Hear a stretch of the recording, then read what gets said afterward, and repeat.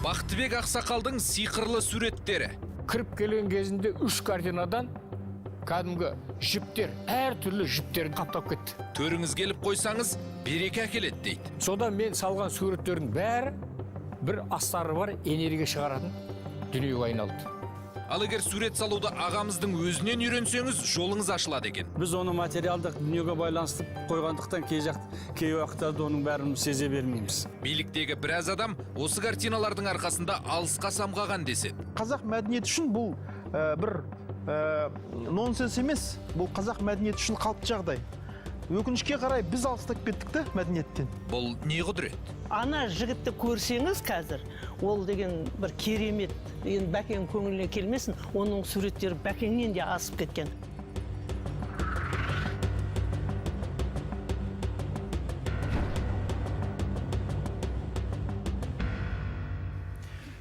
Шексіз шетсіз ғаламда алуан түрлі адам бар. Әркімнің түр-түсі де, тағдыры да, таңдауы да әр түрлі. Бәрімізге ортақ бір-ақ нәрсе. Сен де, мен де, пенде. Ассалаумағалейкум ардақты әлеумет. Бірінші арнада пендеміз ғой ток-шоуы. Сіз бен біз өмір сүріп жатқан 21 ғасырда бәрі де мүмкін. Жер шарының кез келген бұрышын, кез келген уақытта бейне қоңырау шалу арқылы көре аласыз. Егер қалтаңызда қомақты қаржы болса, еңбек демалысыңызды айға саяхаттауға да арнай аласыз.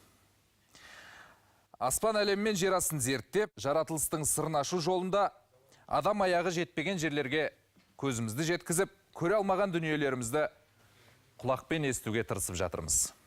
Ал біз өз кезегімізде редакциямызға хабарласып, айтарым бар деген кейіпкерлерімізді құрметті көрермен өздеріңіздің назарларыңызға ұсынып жүрміз. Бүгін Түркістан облысынан келген суретшінің оқиғасын баяндаймыз. Алдымен сюжет көріп алыңыздар. Біздің ата-бабаларымыз айтады, күннен махаббаттың энергиясы келеді дейді. Айдан үміттің энергиясы келеді дейді. Жерде нұрлы ақыл бар дейді. Көрдіңіздер ме? Сонда жаңағы бүкіл Алланың нұрлы ақылы жерде екен.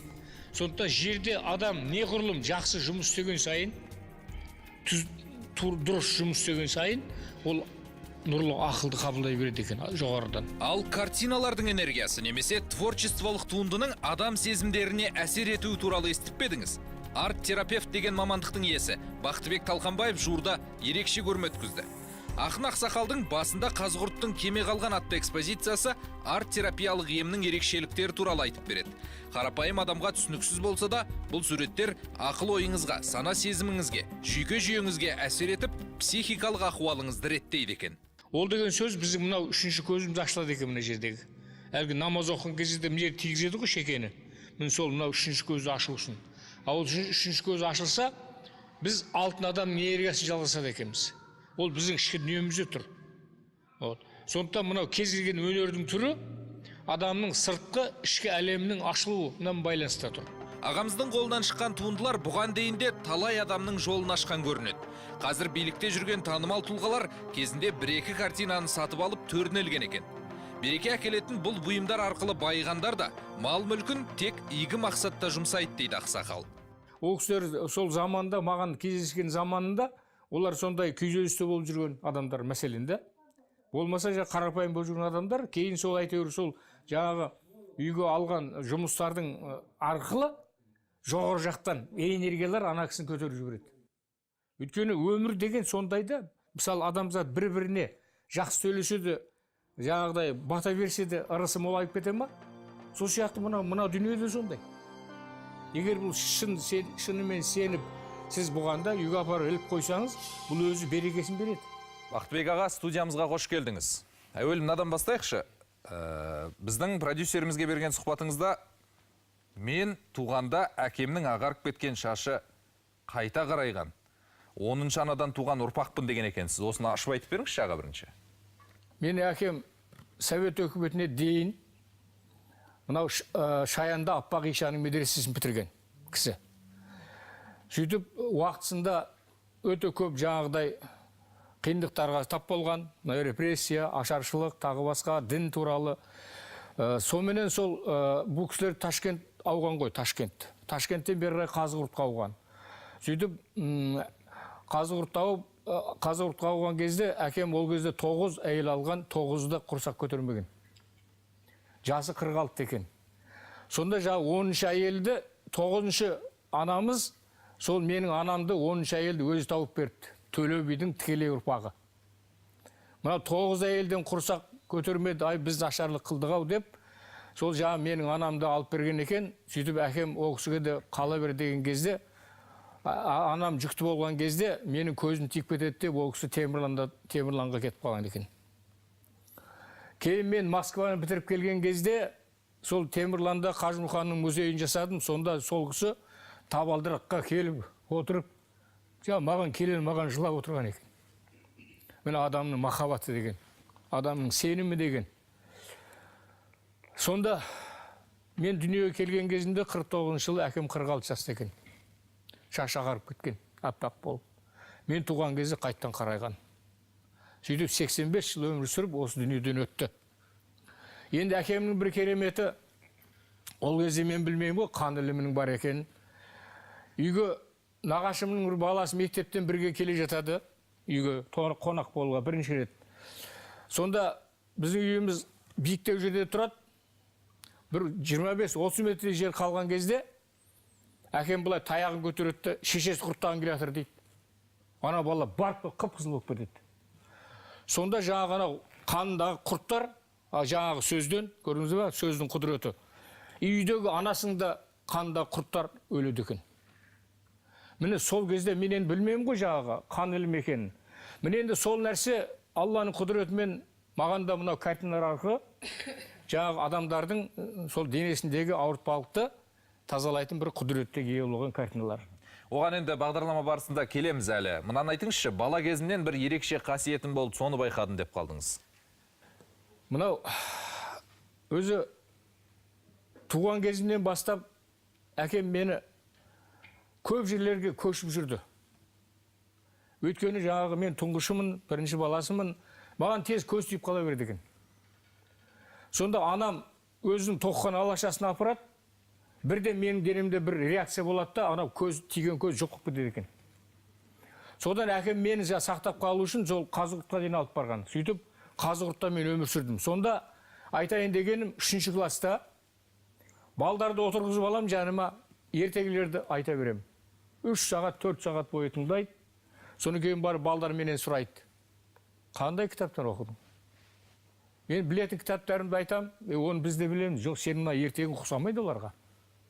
Сода мен басым қасиым ғой. Мен есіме шықпап кітаптың аты деп. Сонымен жаңағы 3-ші класста менің атым өтірікші болған. Мына өтірік айтады деп. Бірақ тыңдайды. Тыңдайды, менің қасымнан кетпейді. Сол сияқты осы уақытқа дейін де... Сонда сіз, кешіріңіз, сонда сол ертегілерді сіз қайдан алып айтатын едіңіз? Қиял ғажайып. Кәдімгі жоғарыдан өзі нұр сияқты құйыла береді. Яғни төбеден келетін сізге ертегілер. Сол кезде де өлең жаздыратын. Бірақ ол кезде мен оны өлең жаздырып қою керек екен деген ойда жоқ қой. Қазір кейін 86 жылы басталды. Москвада жаңағы үлкен дүниежүзілік выставкаға барған кезінде сол Пушкин музейінде Горбачевтың мен съездіне шақырған. Сонда выставкаға алып бардым. Сонда Горбачев Италиядан шедевр мировой живописи итальянского возрождения алып келген екен. Бірінші рет. Керемет енді дүниелерді. Сонда Пушкин музейінде очередь, бірнеше километр очередь бізді енді мына жақтан кіргізіп жіберді. Сонда кіріп келген кезінде 3 картинадан кәдімгі жіптер, әртүрлі жіптерде, күміс, алтын жіптер. Солар 3 картинадан жаңа бүкіл адамдардың бәрін қаптап кетті. Адам көрінбейді. Тек қана мен жіптерді көріп тұрмын. Сонда 3 картина, біреуі Венера, Шолпан жұлдызы, екіншісі Семья, үшіншісі Данышпандар деген картина. Ал жаңағы өлең жаза бастадым дедіңіз ғой. Міне содан бастап... Ұйқастар да сізге жоғарыдан келуші ме еді? Жоғарыдан келеді. Аян болып келе ме түсіңізде, немесе... Бұлай жаңағы 3 картинада маған белгі бергеннен кейін, менің денемде небір қозғалыстар басталды. Сөйтіп қозғалыстар бастарда бір досым үйіне барып ұйықтайын десем ұйықтатпайды. Ал отырып алдымда таңертеңге дейін өлең жаздым ғой. Мен 86 жылы өлең жазуым бірінші басталды. Орыс тілінде. Сөйтіп Москвада 2 ай сол өлеңдерді оқып жүрдім ғой. Қай жерге бармайын бәрі қол шапақтап қарсы алады. Сосын сол докторшы защитаға шақырады, мен барамын да сол защитаға өлең жазып кетемін. Сөйтіп оқып берген кезде бәрі орындарына тұрып кетеді. Ана защитаның ішіне кіргізіп қояды. Жақсы, енді суреттеріңізге келейік аға. Менің салған суреттерімнің ерекше қасиеті бар депсіз. 68 жылы Мәскеуге барып оқуға түстім. Содан бастап мені таң қалдырған бір нәрсе болды. Немістер ана Америкадағы индеецтер туралы «Воспоминания о будущем» деген кино жасаған екен, фильм. Сол фильмді қалай көрдім, менің ішкі дүнием бәрі өзгерді. Сөйтіп солар зерттей бастадым. Сөйтіп зерттеп қараса, барлығы қазақша сөйлеп тұр. 5 тайпа бар екен. 5 тайпа қазақша сөйлеп тұр ма? Қазақша сөйлеп тұр. Міне, біріншісі астеки, аса тектілер. Екіншісі өлмеки, өлмейтіндер. Үшіншісі майя. Оның кейін төртіншісі, бесіншісі жаңағы астеки, төлтеки, төлтектілер. Астеки, төлтеки, өлмеки. Соның кейін жаңағы майя, соның тағы бір есіме шықпай тұр. Содан бастап менімен бірге Судан мемлекетінен Ясин деген жігіт оқыды. Хартум деген қаладан. Жаңағы бізге высший математиканы шығарып береді, сопромат шығарып береді. Біз шығарамаймыз. Ана бізден бір курс жоғары. Сосын барады да ылғи күлетті жүреді, біз қорқып жүреміз экзамендерде. Соны өлең айтады да жүреді. Қандай өлең сұраймыз біз? Құран дейді. Қандай Құран? Бізде 12 жыл мектепте оқытады дейді. 12 жылда қари болып шығамыз дейді. Құран жатқа білетін. Сөйтсем жаңағы айтып жүрген өлеңі Құранның сүрелері екен. Мені содан бастап менде үлкен өзгеріс басталды. Бұл бірінші курста. Суреттеріңізге келсек. Сол сурет. Өзгеріс басталды. Маған жаңағы қай выставкаға бармай, жаңағы энергиясы күші жұмыстардың астары ашыла бастады. Қасиетті кітаптардың астары ашыла бастады. Содан мен салған суреттердің бәрі бір астары бар, энергия шығаратын дүниеге айналды. Бірінші жаңағы менің дүниемді астары бар екенін байқаған народный халық суретшісі Роман Сахи деген кісі. Қазір ол кісі дүниеден өтіп кетті. Сол кісі бірінші болып көрді, иә, суретіңіздің жай картина емес екенін. Иә, сол кісі мен сені ұрайын ба деді, соғайын ба деді, қамшылайын ба деді. Неге дедім? Мына дүниелер неғып тығып жүрсің сен? Мен айттым, 96 жыл бұл. Мен айттым, енді уақыты келді, Алматыға алып келдім ғой дедім. Сөйтіп жаңағы алтын адам туралы аңыз деген картинамды өзі триптик 3 картинадан тұрады. Соны деді, мен қазір мынаны әрқайсысын 150 мың евродан оценить етем. 450 мыңға қазір түріктер келіп алып кетеді деді. Анау жаңағы интерконтинент деген гостиница бар ғой. Сол жерде ол кісі түріктермен жұмыс істеп жатыр екен. Сосын мен айттым, аға дедім, мен сатылмайды бұл дедім. Неге? Қалтамда бір көк тиын жоқ болса да. Неге деді? Бұл картина келген кезде маған белгі берген. Бұл біздің жерімізді, елімізді, отанымызды қорғап тұр. Сіздің суреттеріңіз? Иә, бұл шетел жаңағы алтын адам туралы аңыз деген триптих. Иә. 1,5 метрден тұрады. Соменен міне сол картинаның қызығын сізге қысқаша ғана айта салайын. 2 рет Қастеев музейінде выставка жасадым. 50 жылдығымда, 60 жылдығымда. Сонда жаңағы алтын адам туралы аңыз деген картинаның алдында емші, дүмші емшілер тұра алмайды.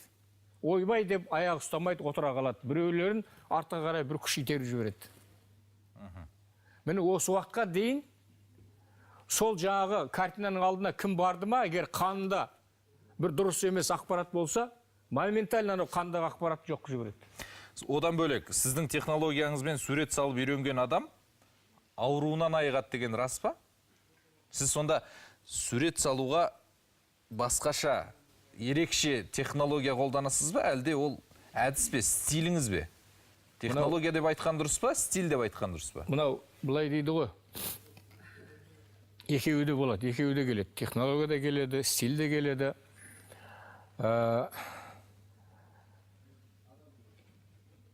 Біздің ерамызға дейінгі 5-ші ғасырда біздің ата-бабаларымыз алтыннан киіз үй жасады. Қазір қорғаннан оның заттары табылып жатыр. Сол кезде киіздерден әртүрлі сырмақтар жасаған. Сосын бар мынау алтыннан жасаған алтын адамның 300-ден астам неден тұрады ғой, яғы, өлшектерден тұрады. Соның барлығы Құранның сүресі мен аяттар. Құрандағы шындық ол әлімсақтан белгілі жатыр ғой бізге. Міне сондықтан өнердің кез келген түрі мынау жалған дүниенің шоқтығына шыққан кезде жоғарғы энергиямен, рухани энергиямен түйсікке шығады екен. Сөйтіп ол дүние сұлулыққа айналады екен, сұлулық. Міне сондықтан мынау ғұламалардың бәрінің айтқаны, жалғыз Достоевский емес, бәрінің айтқаны ғаламды, әлемді сұлулық қана сақтап қалады. Сіздің суреттеріңіздің емдік қасиеті туралы айтайық енді. Міне сол енді емдік қасиет деген бұл жерде мынандай. Бұл жерде бірнеше шәкірттерім отыр менің. Мына екі жақтағы кішкентай суреттер солардың жұмыстары. Біріншіден адамның қанын тазарады.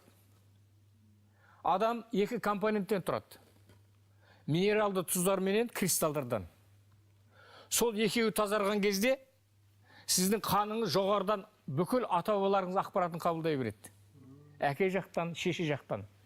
Сөйтеді сіздің денеңізден астральный тело шығады. Астральный тело деген қазақтың астарлы сөзі. Уже сіз сол астарлы құдіретке айналасыз. Кірген жеріңіздің бәріне гүл шығып кете береді. Атам қазақ айтады ғой, жүрген жеріңіз гүл бітсін дейді. Мінекей қазір осында да мен шәкірттерім келіп отыр. Сонда емші Алла біздің картина арқылы, методика арқылы адам өзін тазартады. Сонда біздің тәніміз қалыптасады, жанымыз тазарады, рухымыз кемелденеді. Сол кезде ғана барып біздің астральды, ол ноосфера дейді. Маңдай сфера. Ол бөлінбейтін Алланың имани ғылымы.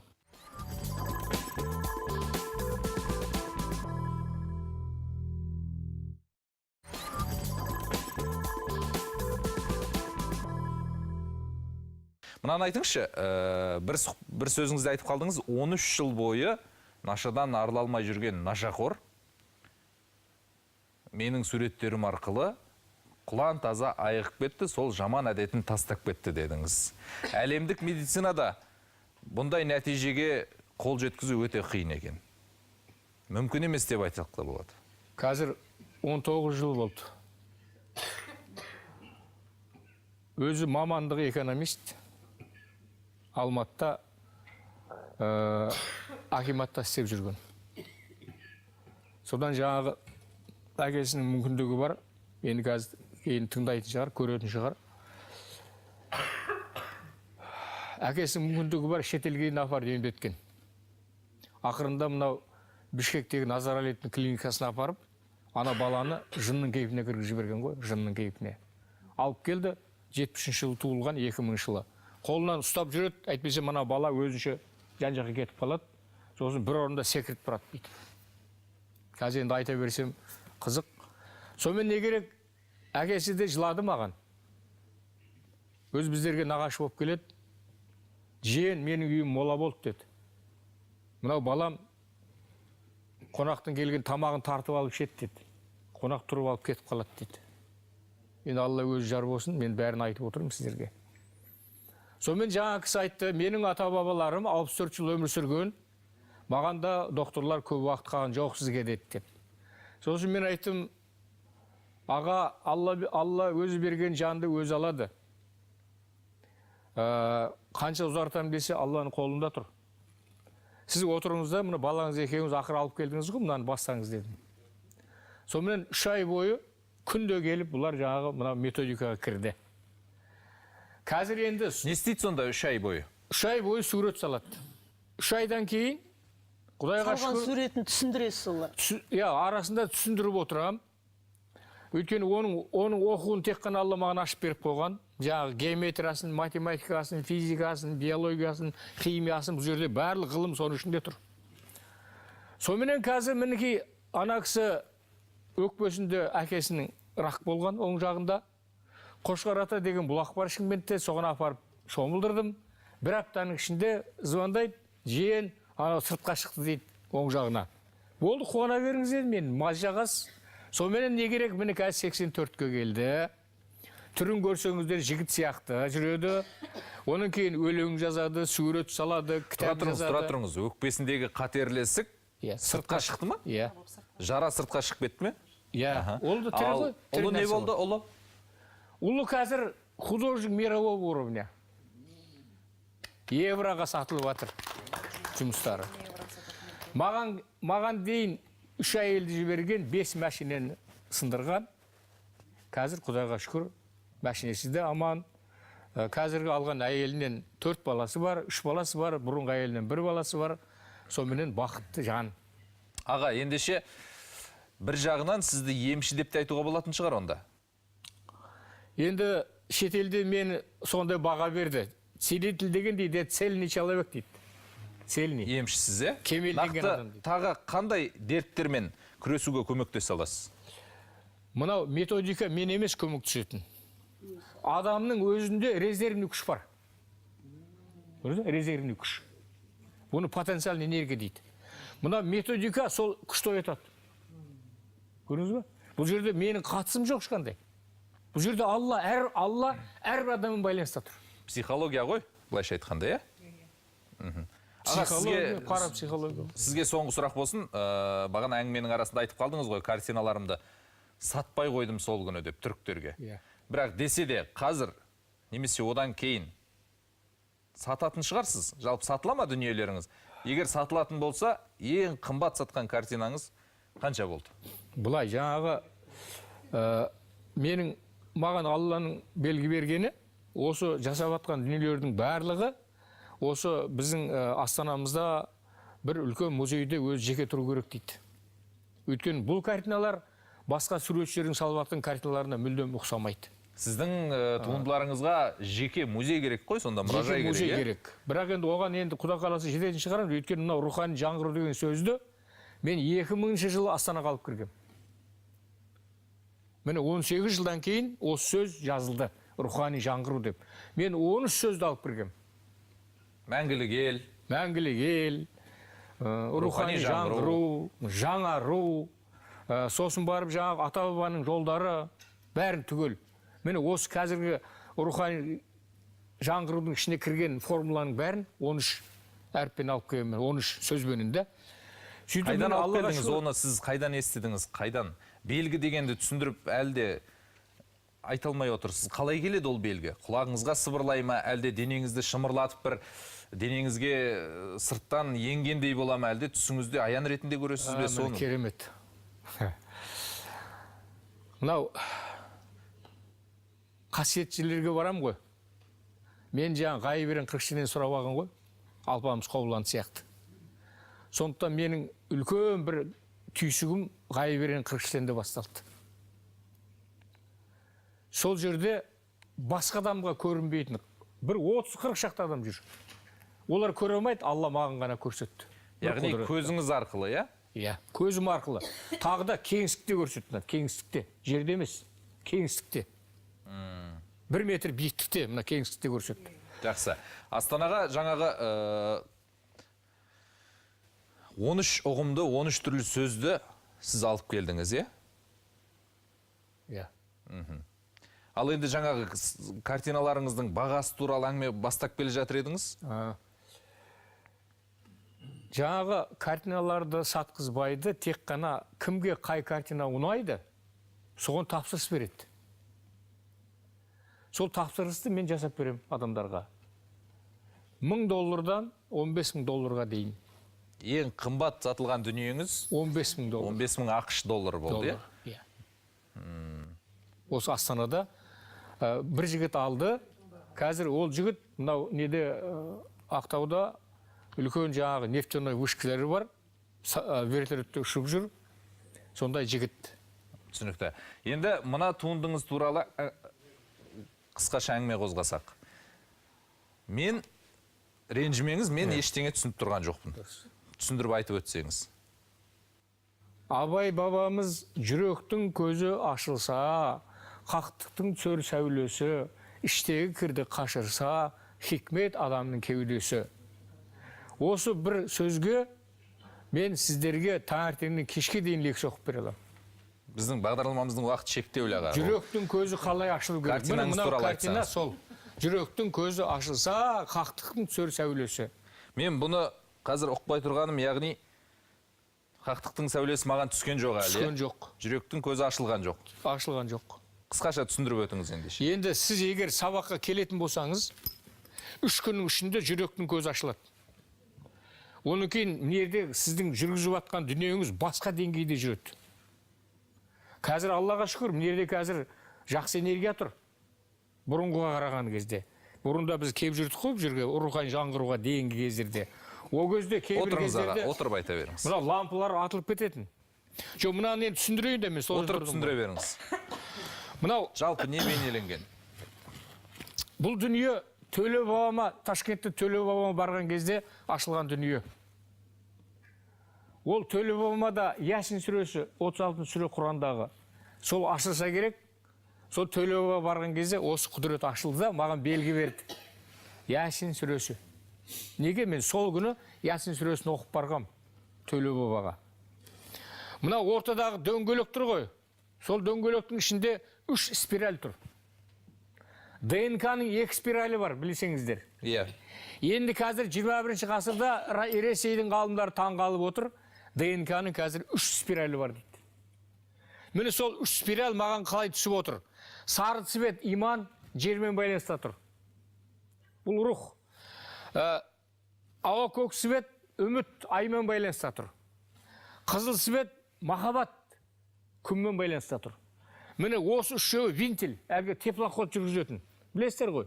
Винтель осы принципте істелген. Сондықтан мынау нәрсе, Ясин сүресі бұл Нұх пайғамбардың кемесі екен. Құтқарылу кодасы. Көдесі де құтқарылу көдесі. Код. Спасительный код. Ноев капчек дейді. Сосын барып, мынау астында тұрған сағаттың несі? Маятник. Сол уақыт Алла екен, Алла уақыт екен. Сол уақыт қалай келді ма сізге? Жебрейіл ғалейхиссалам жібереді екен. Мынау Жебрейіл ғалейхиссаламның формуласы.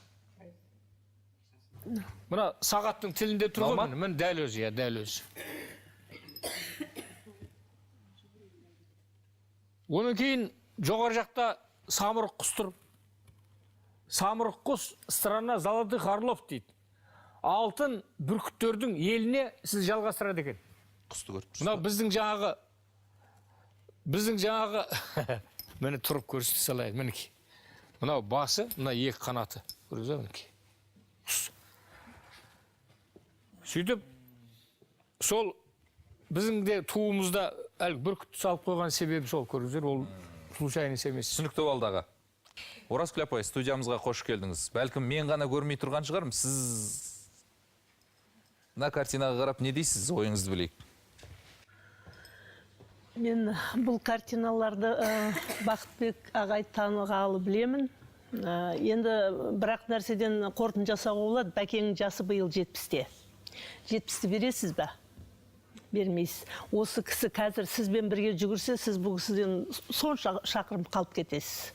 Жұмыс істесе, азаннан кешке шейін нәр татпай, кешке жақын сол таңертеңгі энергиясымен тұрады. Енді сондықтан оны мойындау керек. Бәкеңмен біз Түркістан облысында қатар қызмет істедік. Мен облыс әкімінің орынбасары болып жүрген кезде бұл кісі облыстың суретшілер одағының төрағасы болады.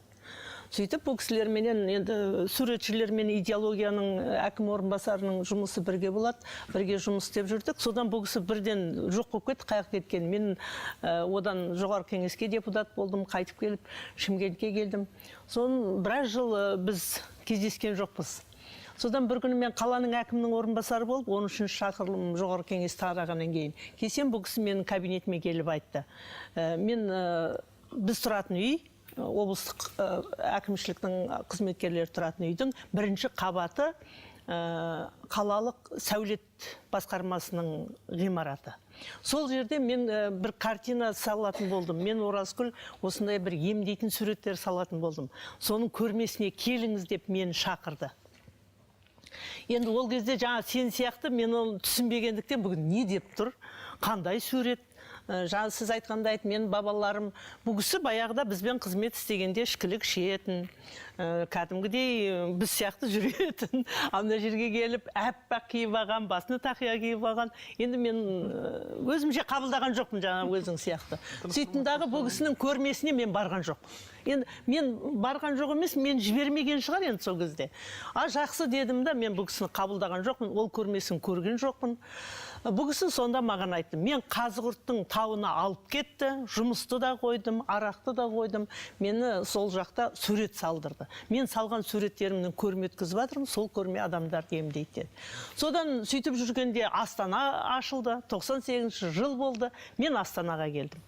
Күйеуім Астанаға келді, сосын мен Астанаға келіп, Сарыарқа әкімінің орынбасары болып қызмет істеп жүргем. Бір күні кабинетіме Бәкен кіріп келді. Бұл кісі кіріп келгенде мен орнымнан қалай тұрғанымды білмеймін. Кәдімгі бір әкем тірлік дегендей алдынан шығып бір ерекше қарсы алып, сосын әңгімелестік. Сосын бұл кісі әңгімесін айтты. Бұл кісі сол Шымкентте мен бара алмаған көрмені Шымкентте өткізген. Содан біреулер естіп, бұл кісіні Алматыға алып кеткен. Алматыда жетім балалар тәрбиеленетін интернатта бұл кісіге сағат берген. Сөйтіп жаңағы балаларға сурет салғызған, өзі сурет салған. Енді жаңағы сіз барасыз, бұл кісінің бүкіл суреті ілініп тұрады. Сосын сізге біреу ұнайды. Сосын мына сурет ұнады десеңіз, сосын сіздің бойыңыздағы дертіңіз де, мінезіңіз де бәрін өзі айтып береді дағы, жаңағы 12 немен сурет салдырады. Сөйтіп өзіңізге арналған сурет салып береді, бағасын төлейсіз, ол суретті апарып үйіңізге ма, офисіңізге ілесіз. Осы Астананың бір кәсіпкері Астанаға келіп құрылысшы екен, жер алып үй салайын десе, тендерден өмір ұтылып қалады екен. Содан жаңағы жігітке бір досы туған күнінде Бәкенге сол жігітке арнап сурет салдыраттағы әкеліп береді. Ол кабинетіне іліп қояды. Содан кейін тендерге қатысады. Мынау Фортуна деген үй бар. Республика менен Кенесарының қиылысында. Сол Фортунаны соққан жігіт досы жаңа картинаны берген. Сол картинаны іліп барғаннан кейін ол жігіт тендерден ұтқан. Сосын ана досына айтады, сен ана суретшіні таныстыршы маған. Бір суретіне мен мынандайды алдым. Мен мына салған үйімнің бүкіл жаңағы дәлізіне іліп тастайын сол кісінің суретін деп. Сөйтіп Бәкенге таныстырады. Бәкеннің осы әңгімесін естігеннен кейін ол жігіт Бәкенге мынау республиканың бойында 3 бөлмелі пәтер сыйлайды. Бірақ сол пәтердің құнына сіз маған Фортуна үйінің жаңа дәлізіне ілетін сурет салып бересіз дейді. Сөйтіп Бәкен Астанаға келеді. Келеді дағы қазіргі анау әскерилердің несі болып отырған бұрын президенттің мәдениет сарайы еді ғой, республика 2. Сол жерде көрме өткіздім дейді. Сол мәдениет министрі бұл кісінің көрмесіне келеді. Сөйтеді дағы бұл кісіні естігеннен кейін республика 3-те ол кезде мұражай болатын. Көркем сурет мұражайы болатын. Соның ғимаратын береді. Әр сенбі күні сіз қалаған адамдар келсін, суретін салсын, лекцияңызды оқып тұрыңыз деп. Сондай мәселесін шешкеннен кейін мені білет Астанада екен, маған келген екен. Сосын жаңағы әңгімелерінің бәрін есімде барып, жаңа мұражайда енді тұр ғой несі, суретін көрдім. Сосын барып менде бұл кісінің суретін салдым. Бұл кісінің бірнеше көрмесін өткіздік біз қалада. Бірнеше көрмесін өткіздік. Марқұм Шерхан ағамыз, Ақселеу ағай, Шалахмет Ғадылбек ағамыз, Рымғали. Енді сондай зиялы қауымдардың барлығы болды. Сонда Шалахметов ағайдың айтқан сөзі есімде. Біз жаңағы не жасап, корабль жасап, космосқа ұшып жатырмыз. Мінекей тікелей космоспенен байланыс жасап тұрған адам, біз осы кісіні бағалауымыз керек деді. Менің өзімнің пайымдағаным, мен бұл кісіге әрине ғимарат тауып бере алатындай қызмет істеген жоқпын. Мен бұл кісіні сол Сарыарқада әкім орынбасары болып жүргенде жаңа мектеп салынады ғой. Жаңа мектеп салынғанда қазақ балаларының саны жетпейді дағы, мектепте бір 2-3 бос бөлме болады. Тура сондай жағдаймен 49-шы мектепте бұл кісі бірнеше жыл жұмыс. Көкталда 40-шы мектепте 49-ға да апардым ғой. Анау не дейді. Сондай жаңа салынған мектептерлерден берем. Енді нәтижесі сол мектеп, мысалы 40-шы мектеп осы кісіде ата-ана да салады, оқушы да салады. Осы ең шеттегі мектеп қой, ол жерде жан-жақтан көшіп келген адамдар. Сол мектеп бірінші орын алды қай бір жылы. Ең, мысалы, бір күнде ОФФ-тен айырылды сол мектеп. Яғни әсері бар екен, мен осыдан көрдім. Жаңа сен қайта-қайта сұрап тұрған жігіт, ол жігіттің салған суретін Думанда ашқан кезде, біз Думанға бұл кісіге бір зал бердік. Енді мен ықпал еттім. Сол залды елбасы келіп көрді. Соған ана жаңағы Ерланның салған суреті өте қатты ұнады елбасыға. Мына сурет салған жігіт мына кісіні маған алып келді, бірақ енді қасындағы азаматтар шешеді ғой, барған жоқ. Ана жігітті көрсеңіз қазір, ол деген бір керемет. Енді Бәкең көңіліне келмесін, оның суреттері Бәкеңнен де асып кеткен. Шын мәнінде келгенде ол біздің оңтүстіктің ең атақты бір адамдарының баласы болған. Сол атақпен ол жаңағыдай ауруға ұшыраған, өйткені бәрі бар ғой. Бәрі болғаннан кейін ол кезде бәрі тығылып келеді кеңесу. Соның бәрін алуға ол кісі шетелдің Германияға да барып, Израильға барып емдеткен, ешқандай пайда болмаған. Сол бала қазір құлан таза. Әйелмен ажырасқанды қойып, отбасы бар. Салған суретін көрсеңіз, енді Бәкең өте көп жаңағы көрме өткізді. Әр көрмеде өзінің шәкірттері бар, бәрінің нәтижесі бар. Бірнеше шәкірттерін осымен емдеп жүр.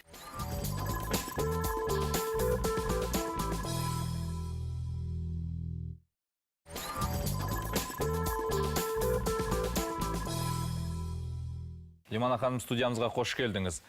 Енді ғылыми тұрғыдан айтып беріңізші әсері туралы, бізге психологиялық тұрғыдан түсіндіріп беріңізші. Қалай әсер етуі мүмкін?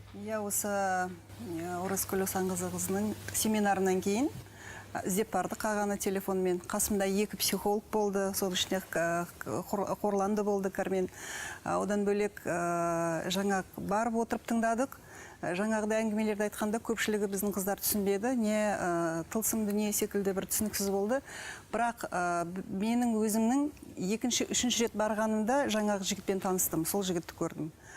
Жаңағы картинкасын алып келді, аға мен өзім картинкамды көрсетейін деп едім, қарап беріңізші деп. Жаңа картинканы көргенде кәдімгідей жүрегімде бір сондай бір не пайда болды, вибрация дейді, жүрек бір діріл пайда болды. Өйткені жаңағы картинка қараған кезде көзімді ала алмай қалдым, сондай бір керемет сурет туынды екен.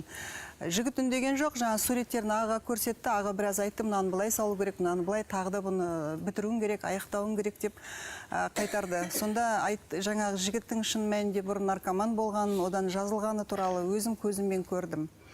Одан бөлек маған ол оқиғаны естіп жатырмыз ғой, бізге ғылыми тұрғыда айтып беріңізші. Енді қараңыз. Не дейді бұны ғылымда? Бұл жаңағы теория алатын болсақ, мен бұны ары қарай өзім зерттеп көрдім. Арт-терапия, жалпы психотерапияда бар нәрсе. Біздің кеңес өкіметі кезінен мысалға наркомандар, тәуелділікке ұшырағандар, солардың барлығын саяжайда, мысалға курорт зоналарында сурет салдырады. Кәдімгі мысалға наркомандар көпшілігінде қара түсті, қоңыр түсті, сұр түсті светтермен бояй бастайды. Ол мысалға 7 ай, 8 ай, 9 ай. Одан кейін оның түстері өзгере бастайды. Көгілдір, қызыл, сары түске. Ол айыға бастағанның белгісі. Менің осы жаңағы көпшілігінде маған Инстаграм парақшасынан дайректке жазып жатады ғой. Осындай тәуелділікке ұшырағандар қазір білесіз, игромандар өте көп. Мысалға жалақыларын салып жатқандар, тіпті жоғарғы лауазым қызметте отырғандардың, үлкен ұлттық компанияда отырған кісілердің осы жаңағы неге казиноға ақша салып жатқандар не істеу керек, бұларды қалай емдеу керек? Мен сол кезде жаңағы есіме түсті, осы методиканы айттым. Міне 12 квадрат, осы Бақытбек ағамыздың суреті бар екен. Мен осындай тәуелділіктен арылған жігітті өз көзіммен көрдім. Көріңіздер. Нәтиже бар. Жаңағылардың барлығы суретке отырды. Қазір одан да бөлек, мысалы, көп бала аналар хабарласады. Балаларымыздың бәрі телефоннан арылмайды, мынау жаңағы компьютер ойнайды, не істейміз? Осы методиканы айтамын, айтады. Айналайын, рахмет сол кісіге. 1000 алғыс. 5 баламның бәрі қазір сурет салып отыр, кітап оқиды, спортпен айналысады, телефон жайында қалды дейді. Міне, не деген керемет. Ұрыспайым да, жүйкемді де шаршатпайым дейді, мысалға. Осы нәрсені естігеннен кейін мен ары қарай ізденіп көрдім. Оны ғылым қалай түсіндіреді, психология? Ғылым айтады, бұл саусақпен жұмыс жасау, бұл моторика. Жаңағы біз көпшілігінде кітап оқи бермейміз, тек қана телевизордан көреміз, сөйлесеміз. Миды көпшілігінде біз жұмыс нетпейміз ғой, мидың тренажеры көпшілігінде жұмыс жасай бермейді. Ғалымдар болмаса, жаңағы мұғалімдер болмаса, көп кітап оқиды, көп жазатындар, жай қарапайым адамдарда көпшілігінде ұйықтап қалады дейді. Одан да бөлек стрессті ситуациялар өте көп өмірде, Одан да бөлек біздің жадымызда сақталатұғын. Мына телеарнадан көріп жатқанда жаңа айтып өткендегідей атыс, шабыс, неше түрлі нәрселер, балалардың өздері де сондай фильмдерді көреді. Оның бәрі біздің жадымызда қала береді екен, сақтала береді екен. Руханиятымыздың бәрі түгел қарайып кетеді, жүрек қараяды дейді, мейірімсіздік орнайды. Мына сурет салу барысында оның барлығын, сол ақпараттың барлығын сурет бетіне түсіреді. Сонда мысалға мен оны көріп отырып, қазір диагностика жасаған кезде таңғалады, сіз не көріп келсіз бе деп. Айналайын көріп кел деп айтпаңдар, ұят болады. Бұның бәрі суреттегі тұрған нәрсе. Мен мысалға ағаның жасап отырған нәрсесін мен де оқи аламын қазір. Демек, адамдардың салған суретіне қарап, таңдаған түстеріне қарап, оның мінезін, ойындағы проблемаларын да білуге болады. Иә, көруге болады. Алмагүл ханым, студиямызға қош келдіңіз. Жаңағы картинаның әсері туралы айтқан әріптесіңіздің сөзімен келісесіз бе? Қараңыздар да, психологияда мысалы психосоматика деген түсінік қалыптасқан, иә? Ол жан-жақты зерттелген. Сондықтан да суреттердің, мына ағамыздың отырған шығармашылық жағынан бағалауға болады. Бірақ енді емшілік жағынан мен келіспеймін. Өйткені барлық салған суреттердің барлығын жаңағы бағдарламаның басында қарап шықтым. Мандалаға ұқсайды. Біз пайдаланамыз мандаланы жоғары сынып оқушыларымен жұмыс жасағанда. Бұл кісілерге өзі де айтып отыр ғой. Мына кісі де айтып отыр, әріптесімде. Жаңағы нашақорлыққа салынып кеткен адамды емдеген екен деп. Сіз емделгенден кейінгі жағдай күйін көрдіңіз ғой. Ал оған дейінгі күйін біз көрген жоқпыз. Сіз де, біз де көрген жоқпыз. Сондықтан да көп жағдайда емшілік жағын ол қарастырған кезде байқау керек, анық емделіп кете ма, жоқ емделіп кетпей ма. Мысалы, болады әлсіз стресске түскен адамдар, депрессияға ұшыраған адамдар, шекті мәнге жақындап қалған адамдар, мысалы үшін суицидке баратын адамдар, сектаға жақындаған адамдар, жаңағы нашақорлыққа барып, сол әлсіз адамдар, рухани жағынан әлсіз адамдар, жаңағы суреттің жаңағы осы көмектесті деп өзін өзі сендіреді. Мысалы, ағамыз өте ораторлық қасиетке ие екен, оны байқап отырмыз, бәріміз де ұйып тыңдап отырмыз. Сондықтан да емшілік қасиет дегенде мынандай жағдайды мойындау керек. Бұл барлық жағы қаражат мәселесін келіп тіреледі ғой. Сондықтан да ол емшілік қасиетті білікті, жаңағы өз маман иесі мамандарына тапсырып, жаңағы өз шығармашылық жағын мойындау керек адам деген. Қазір кезде, мысалы үшін, ең кемі, жаңа айтып отырсыз ғой, $1000-дан $15,000 дейін деп, ол екінің бірі оны қалтасы көтере бермейді. Мысалы үшін, қарапайым мұғалімдер айтайық, қарапайым дәрігерлерді айтайық, олардың жалақыларын енді ғана көтеріп жатыр ғой. Сізден мен байқап отқаным жаңағы пікірлерден, жаңағы жоқ, қазір мен аяғына дейін екінің бірі қалтасы көтере бермейді. Оны мойындау керек адам деген, оны қатты шаршайды. Кез келген адам шаршайды, тығырыққа тіреледі, ол көбінесе жаңағы қалталы азаматтар да болуы мүмкін.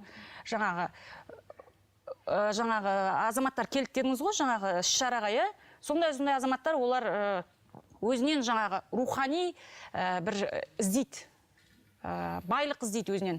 Сондықтан да жаңағы бұл тыныштандырады, бұл суреттер адамды. Яғни бәрін алып келіп жаңағы психосоматикаға тіреп қойдыңыз ғой, иә? Ол зерттелген нәрсе.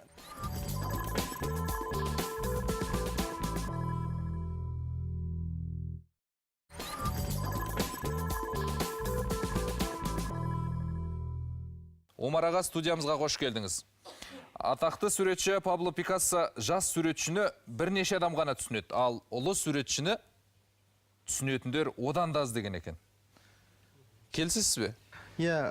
Өте, жалпы көзі көрінетін әлем бар, көзі көрінбейтін әлем бар. Енді біздің өзіміздің осы қазақ даласында бір сөз бар ғой. Осы қазақ даласының әулиелердің дұғасымен тұр деген. Көп адамдар оны қазір ертегі деп қабылдайды. Шын мәнінде көзі көрінбейтін әлем бар. Сол әлемнің өзінің рухани иелері бар.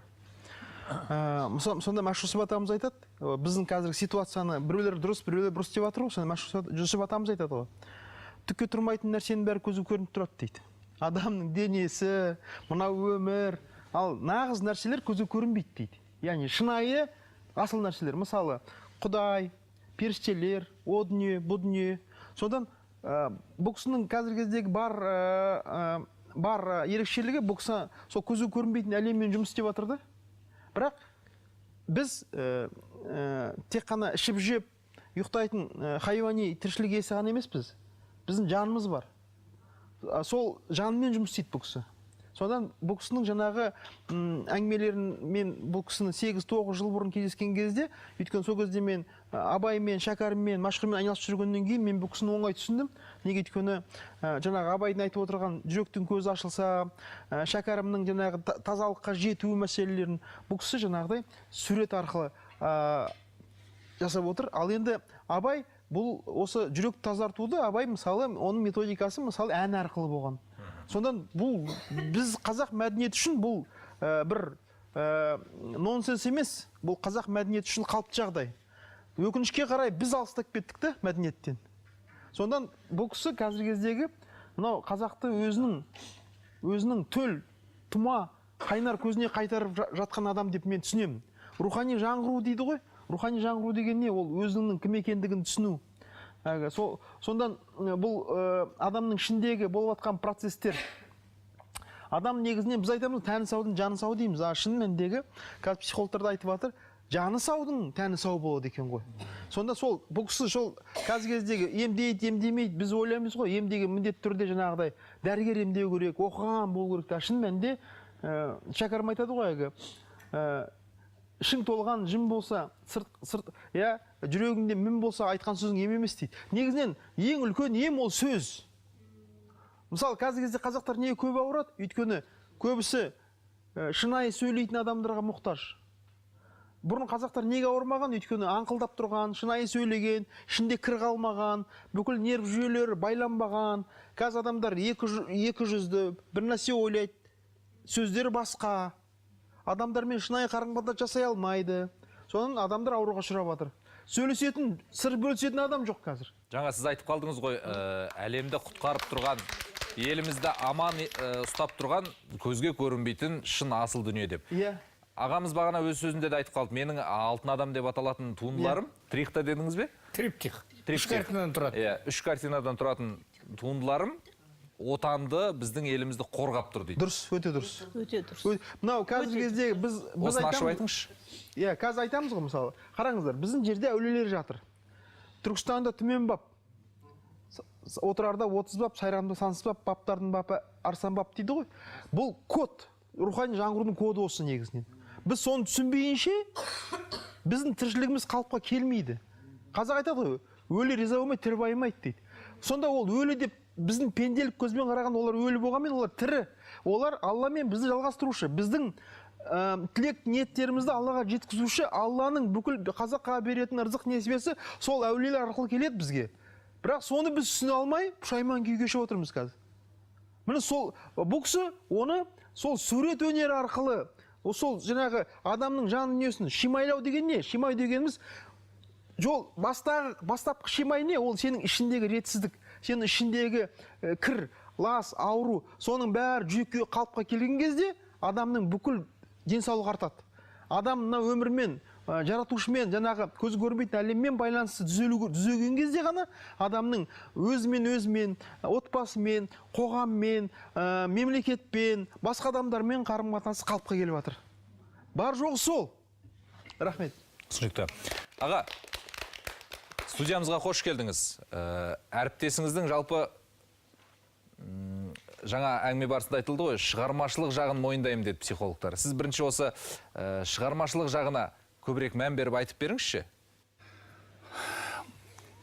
Мына адамзатты хайуанаттар әлемінен бөлектейтін ол мына біздің қазақшанда шығармашылық деп айтып жүрміз, ол бірақ тура сөз емес. Ол жаратушылық қасиеті. Мына жоқтан бар жасап, дүниеде бір нәрсені жарататын қасиеті ол хайуанаттар әлемінде жоқ. Күш дегенде бар, әділдік дегенде бар, жаңағы махаббаты да бар. Хайуанаттар әлемін бірін-бір жақсы көру сияқты. Балаға деген өздерінің төлдеріне деген махаббат сияқты бәрі бар. Бірақ жаратушылық қасиет тек адамзатта ғана бар. Ол Алла тағаладан берілген қасиет. Яғни ол Алла тағаланың жаратушылық, осы әлемді жаратушылық күшінің бір бөлігі адамзаттың бойындағы. Мына өнер туындылары, шығармашылық өнер, әдебиет болсын, бейнелеу өнері болсын, ғылыми шығармашылық болсын, бәрі осы жаратушылық рухтан туатын дүниелер. Сондықтан бұлардың әсері адамға әсері мол екені ол түсінікті нәрсе. Біз оны материалдық дүниеге байланыстырып қойғандықтан кей уақыттарда оның бәрін сезе бермейміз. Мына бейнелеу өнерін алатын болсақ, мысалы, ол бастауында тұрғанда бейнелеу өнер туындысы ол ғұрыппен байланысты болған. Міндетті түрде ғұрыппен. Ол ғұрып арқылы сол өте көне заманда, бағзы заманда суретін салғанда сол ғұрып арқылы бір киелі сөздерді айтып, аспан әлемімен, құдайлар әлемімен байланысып, сосын сонда ғана жаңа ғана туынды адамзатқа қоршаған ортаға әсер ететін болған. Қазіргі замандағы мысалы біз бірте соның бәрі өзгеріп, мына 20-21 ғасырда бұл бейнелеу өнердің тек мына сыртқы формасы ғана қалды. Қазіргі заманның суретшілерінде тек бейнелеу мүмкіндігі ғана қалды. Оның ішінде жатқан үлкен терең мәні мына айналаға әсер ететін, адамға әсер ететін мәнін мазмұнынан айырылып қалдық. Сондықтан оның жаңағы жақсы әсерін қазір көре алмаймыз. Мына Бақытбектің туындыларында сол өнердің, бейнелеу өнердің бастауындағы қасиетін қайтадан қалпына келтіріп, сол арқылы адамның бойындағы жаңағы Құдайдың жаратушылық қасиетімен байланыс бөлігі болатын жаратушылық мүмкіншілігін ашып, сол арқылы енді оның жолын да ашады, ауруынан да жазады. Ол өзінің мойнындағы ішіндегі бар нәрсе. Бұл емшілік те емес, жаңағы бір бақсылық та емес. Ол жаңағы адамзаттың ең биік жаңағы қасиеті, жаратушылық қасиетті оятып, сол арқылы өзіне әсер ету, қоршаған ортаға әсер ету, адаммен қарым-қатынасты әсер ету, соны ашып, сонда күшті беру. Мен өз басым ойлаймын, мына адамзат қазір техникалық дамудың өте биік дәрежесіне жетті. Бірақ оның ең негізгі дамуы ол рухани даму болады деп ойлаймын. Мұны қазіргі мына бір-бірімен телефон арқылы сөйлесу, немесе машинаға отырып, самолетқа отырып, мыңдаған шақырымды алу дегеннің бәрі кейін адамның рухани күшімен істелетін болады. Ол кезде мына техниканың бәрі керек болмай қалады.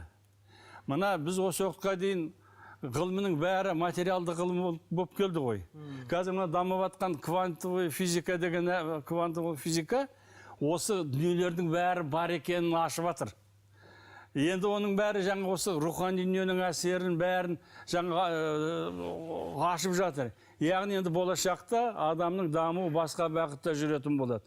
Сонда мына ол бұрынғы адамзат тарихындағы олардың бәрінің бойында болған қасиет, сол арқылы олар дамыған. Сондай бір істі істеп отыр. Сондықтан жаңағы оның әсері, жаңағы сол сурет салып отырған адамға оның жаңағы жүрегінің ішіндегі күшті ашу арқылы оның мүмкіндігін ашып көбейтіп отыр. Рахмет аға, түсінікті. Кеңшілік аға, қош келдіңіз. Әуелі бірінші мына сұраққа жауап беріңізші. Тылсым күш арқылы беріледі деп жатыр, белгі беріледі деп жатыр.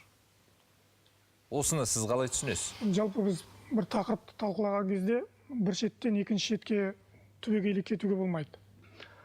Мен енді пікір тудыру үшін де айтайын. Бұл кісінің дұрыс қырлары бар, дұрыс емес қырлары бар. Дұрыс қырлары не? Ағаларымыз айтып жатқандай, адам жан мен тәннен тұрады. Жанның проблемасын сыртқа шығару арқылы адам емдейді. Басқа жол жоқ оның. Ал енді біздің жаңағы тәндік, материалдық басқа да дүниелердің бәрін түбегейлі жоққа шығарып тастау, ол да дұрыс ақиқат емес. Енді мына жердегі дүние мынау, жалпы діннің өзінде осы екеуін қатар алып жүру айтылады. Біз кейде біреуін алған кезде екіншісін ұмытып кетеміз. Сол проблеманың бәрі сол. Сондықтан бұл кісінің жаңағы дұрыс қыры мынау болып тұр. Жалпы адамның өзінің ішкі жан дүниесін, дінде мына нәрсе бар. Егер адам өзін таныса дейді, жаратушыны таниды дейді. Жаратушыны тану деген сөз гармонияға түседі деген сөз. Ал өзін тану деген сөз біз адам өзіміз басқаша бағалаймыз. Басқаша адамбыз деп ойлаймыз. Шын мәнісінде ол жарыққа шығарған кезде қазақтың жақсы бір сөзі бар. Шелектің ішінде не болса сыртқа сол төгіледі деген. Бұл кісі сол тәсілді тауып тұр. Сен жақсы адам емессің. Сенің ішіңде проблема бар. Сен сонымен жұмыс. Міне сол арқылы адам өз жанын өзі емдеуге, яғни өзіне өзі ие болуға, өзінің санасына өзі иелік етуге. Қазір адамдар өзінің санасымен өмір сүрмейді. Қазір біреудің санасымен өмір сүретін болды. Анау не айтты, мынау не айтты, анау маған қалай қарайды? Адам жасанды болып кетті. Жаңа Омар ағамыз өте дұрыс айтты. Жасандылық өмірге біз бейімделіп кеттік. Ал бұл өзіміздің түпнұсқалығымыз жоғалтты. бұл кісінің ең дұрыс дүниесі адамның өзінің болмысына қайтару деген сөз. Сондықтан діннің өзінде бұл нәрселер бар. Діннің өзінің ішінде адамның өзін өзі тану деген нәрселер бар. Құранның өзінің іші осындай тылсым күштер мен жаңағы есептерге құрылған. Өйткені бүкіл әлем математикадан тұрады. Сол үшін дінде абжат деген есеп бар, білесіздер. Бүкіл тылсым дүниені әріптер арқылы есептеу деген сөз. Әлемнің, Алланың жаратқан ерекшелігі сол, әлемдегі барлық нәрсе есептеу. Ал кім сол есепті табады? Ол жаратушы емес. Ол тек жаратушының тылсымына көз жеткізген адам ғана. Кімнің көзі жетеді, кімнің қабілеті бар, ол соған. Ал сол үшін екінші бір дүниесі, бұл кісінің маған көңіліме қонып жатқан дүниесі, адамның қабілетін ашу деген нәрсе. Бұл деген біз өзіміз көптеген нәрселерден шектеп тастағанбыз. Ал былайша айтқан кезде ұшақ қону үшін аэропорт болу керек. Ал егер ол жерге біз тас төгіп тастап ұшақты қондырсақ, қонбайды оған. Неге қонса да аварияға түседі. Сол үшін Алладан келетін жақсы энергияларды біз өзіміз терістеп тастағанбыз. Ал үшін біз жан дүниеміз таза болу керек. Адамның сыртына жалпы өзі не дейді? Түрінен, сөзінен, жүріс-тұрысынан адамның болмысын тануға болады. Көзінен, көз рухтың айнасы дейді. Немесе қазақта жақсы сөз бар, досыңды айтшы, кім екеніңді айтайын дейді. Өйткені адам өзі сияқты адамдармен дос болады. Ал төбеден бір тылсым күш келді дегенге дін не дейді? Төбеден күш келді деген нәрсе мынандай нәрсе. Біз кейде шектен шығып кетеміз. Кез келген адамға күш келеді. Кез келген адамға былайша айтқан кезде қазақта жақсы нәрсе бар. Түс көреді, аян бар, ішінен аруақтар, өткен ата-бабалар түсіне кіру, басқа нәрселер. Бірақ оны қабылдауға байланысты. Егер біз соны, мен жаңа айтайын деп жатқаным, қабілетімен ұстай алсақ, егер деңгейімен, дозасымен, онда бізді жақсылыққа апару мүмкін. Ал біз оны дозаны асырып жіберсек, біз Құдайға шерік келтіруіміз мүмкін, күпірлік келтіруіміз мүмкін. Мен жасап жатырмын, мен арқылы ол адам жазылды дейтін болсақ, бұл Құдайға ұнамайды. Өйткені неге? Абсолютті бір күш, ол тек қана Құдай ғана. Ал бұл кісілер, бұл тек жаңағы спутниктен, телевиден тарап тұрған антенна сияқты ғана ғой. Сондықтан оны жаңағы маған жоғары жақтан келіп жатыр деген кезде де біз дұрыс түсінуіміз керек. Бұны мен жаңағы ескертетін жағдай. Халық кейде Құдайды ұмытып, осындай кісілердің артынан кетпейді. Ол жерде қауіпті. Өйткені мені құтқарған осы кісі, мен бұл кісіге құл боламын, не болса, ол дұрыс емес. Бұл кісі де сол үшін жаңағы айтып отқан бір сөз ұнады ба? Маған менде ештеңе жоқ, мен тек жолын көрсетемін дейді. Ал қалған. Көп емшілер біраздан кейін өздері де сене бастайды. Опа, құдірет менде екен. Өйткені адам пенде ғой. Менен, значит, жазылып жатыр екен. Демек, мен құдірет бола бастадым ғой деген сияқты. Менің алдыма келсе екен, менің немді алса екен, ол дұрыс емес. Сол үшін абсолютті ақиқат ешқашан болмайды. Абсолютті бүкіл адамзат бір адамды бәрі мойындамайды. Өйткені ол өмір, сондайлармен өмір. Сонымен дамиды. Әйтпесе, біз бәріміз бұл кісінің сөзі, мен де түсінген жоқпын суреттерінен. Мен ойлап отырмын, мен бір-екі рет барып мен де сурет салып көрсем ба деп. Көру керек. Сондықтан жаңағы сіз дайын адамсыз. Өйткені қараңыз, өйткені адамның жан дүниесін, өмірге де салу керек. Иә, адамның жан дүниесін адам өзі көп жағдайларда танымауы мүмкін, ол өйткені пенде қателеседі. Бірақ жаңа Омекеңмен жаңа бағдарлама алдында бір жақсы нәрсені талқыладық. Адам пенделігін мойындаған кезде ғана оның дәрежесі көтеріле бастайды. Бәрекелді. Сол үшін ешқашан мен деген адам ұшпаққа шықпайды. Мен деген код, ол дұрыс код емес. Сондықтан біз пенделігімізді, әлсіздігімізді мойындаған кезден бастап біздің деңгейіміз көтеріле бастайды. Қазіргі пенделердің кемшілігі пенде екенін ұмытып кету. Пендеміз ғой аға бәріміз. Пендеміз. Сондықтан мен де пендемін, сіз де пендесіз. Бұл кісі де пенде. Сондықтан пенделер пенделік деңгейді бағалауымыз керек. Құдайлық деңгейге ешкетен шығармауымыз керек. Бірақ көмек қол тиіп жатса, біз пенде ретінде алғыс айтамыз, рахмет айтамыз. Түсінікті. Замандастар не дер екен? Ауғантай. Сізге ондай ой келген жоқ па? Барып бәлкім бір-екі сабағына қатысып сурет салып жолыңызды ашып дегенде өнердегі. Өнерде жолды ашу барлығымыздың ойымызда бар. Бұл кісіні бағанадан бері қарап отырмын. Аспаннан келеді, жаңағы біреу маған айтады деген сияқты мен өзім түсінігім бойынша солай болып отыр да. Сол жағын кішкене түсінбедім. Содан кейін енді жаңа үлкен ағаларымыз айтып отыр, барлығымыз пендеміз. Сол пенделіктен кетпесе, бұйырса барлығына жетеді деп ойлаймын. Менің енді бір сұрақ қойғым келіп отыр да, егер мысалы қарапайым адамдар бұл кісінің жаңағы сабағын алу, жаңағы бұл кісіге барып нету, қатысу, сол тегін ба жоқ әлде, мысалы менде маған да ой келді да, неге бармасқа, неге мысалы барлық жаңағы айтып отқан әңгімелердің барлығы жақсылық болып отыр да бұл жерде. Неге бармасқа, неге көрмеске, сол себептен бір сұрақ қойғым келіп отыр. Баруға бола ма? Барлық адамның мүмкіндігі бар ма баруға? Бұл кісінің сабағы 100% тегін. сабағы тегін. Жаңағы картиналарының бағасы біреу үшін 5 мың, біреу үшін 10 мың, біреу үшін 30 мың. Енді кім ең қымбат дегеннен кейін бұл кісінің аузына жаңағы долларлар түсті. Мен ең қымбатын сұрадым. Бұл кісі сұрады ғой, ең қымбат деп. Жасы 6 жасардан 90 жасқа шейін тегін айналайын. Леонардо да Винчидің Мона Лизасы, Сальвадор Далидің Естің тұрақтығы және Казимир Малевичтің Қара шаршысы сынды ең танымал әлемдік сурет өнерінің жауһарлары қанша ғасыр өтсе де құндылығы мен маңыздылығын арттырмаса жоғалтқан емес. Ал бейнелеу өнері біздің қазақтың қанында, түркі даласын мекендеген барлық халықтардың ұлттық кодында бар. Әбілхан Қастеев ағамыздың мен сурет салуды таудың бұлағынан, қойдың құлағынан, ешкінің мүйізінен, анамның оюынан үйрендім дегені осы сөзімізге дәлел емес пе? Аман, сау болыңыздар.